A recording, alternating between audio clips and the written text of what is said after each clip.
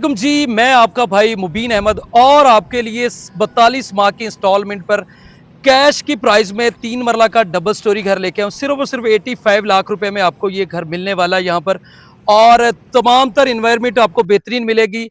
Colleges और इसके अलावा हॉस्पिटल की फैसिलिटीज़ आपको यहाँ पर मिलेगी। एज होम्स के नाम से हमारा ये नया प्रोजेक्ट शुरू हुआ है, जो कि आपको 3.5 साल की इंस्टॉलमेंट में आपने पेमेंट देनी है। सिर्फ़ 22,000 रुपए आपकी मंथली इंस्टॉलमेंट होगी। 50% पर आपको पोज़ीशन इंशाल्लाह हम आपको देने वाले हैं और यहाँ पर अंडरग्राउंड जो है इलेक्ट्रिसिटी आपको मिलने वाली है।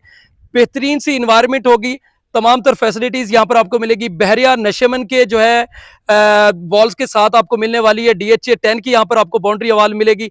सामने हमारे घर यहाँ पर बेहतरीन से स्टार्ट हो रहे हैं, तो आप आएँ और अपने बच्चों के फ्यूचर के लिए बेहतरीन सा प्लान यहाँ पर इंशाल्लाह स्टार्ट कर सकते हैं और सस्ते तरीन घर हैं जो कैश की प्राइस में इंशाल्लाह ये इंस्टॉलमेंट पर आपको घर मिलने वाले हैं। बाकी मज़ीद डिटेल के लिए भाई का दिया गया नंबर पर आप राब्ता करें।